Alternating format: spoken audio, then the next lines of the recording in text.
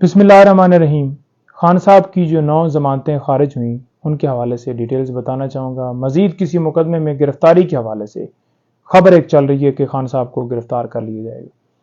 9 bells تھیں کیا؟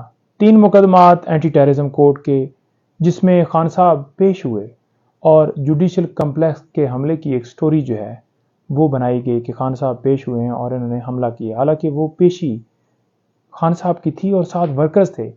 Workers in کے ساتھ اظہار یکجہتی کے لیے آتے تھے اور کوئی حملہ نہیں ہوا، بلکہ پولیس کی طرف سے باقاعدہ طور پر ورکرز کے اوپر تشدد کیا گیا، بجائے یہ کہ خان صاحب کی طرف سے کوئی ایف آئی آر درج ہوتی، ورکر کی طرف سے درج ہوتی، خان صاحب پہ ایف آئی آر دے دی گئی۔ 6 مقدمات ڈسٹرکٹ کورٹ میں جن میں دفعہ 144 کی خلاف ورزی ہے، کوئی ایویڈنس موجود نہیں ہے جو واضح کرے کہ جناب عمران خان صاحب کی ماں کے اوپر توڑ پھوڑ ہوئی، جلاؤ گھراؤ ہوا یا کہیں پہ کوئی ایویڈنس ہو۔ یہ واضح مختلف ججز جو ہیں وہ اپنے آرڈرز کے اندر بھی لکھوا چکے ہیں۔ اچھا پھر جی 9 مئی کو خان صاحب کے کہنے کے اوپر یہ ہوا، اس کے اوپر بھی واضح فرق فرید بلوچ صاحب کی ججمنٹ آ چکی ہے جس میں انہوں نے واضح کہا ہے آرڈر کے اندر کہ جناب کوئی شواہد نہیں ملے، کوئی ایسی ایویڈنس نہیں ملی کہ کیسے ایک بندہ جیل کے اندر موجود ہے اور وہ باہر کسی کو پیغام دے رہے یا کسی کو کہے کہ توڑ پھوڑ کرے یا کوئی اس طرح سے۔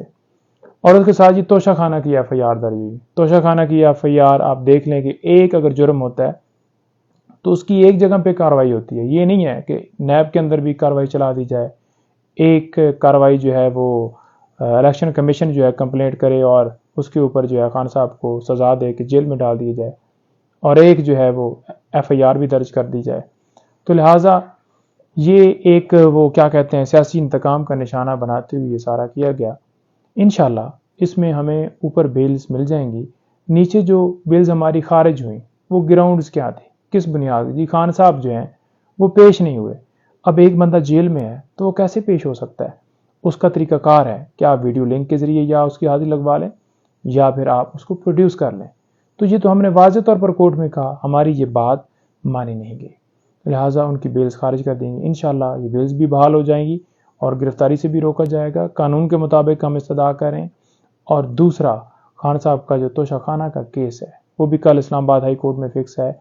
اگر ڈیلے ٹیکٹس بہانے نہ قبول کیے گئے تو انشاءاللہ کل فیصلہ آئے گا اور بیل ہر صورت ہونی چاہیے، کیونکہ شارٹ سینٹنس ہے، 3 سال سزا ہے، وہ انہیں ویسے ہی مل جانی چاہیے۔ انشاءاللہ ہوپ فار دا بیسٹ، اللہ خیر کرے گا۔ Thank you.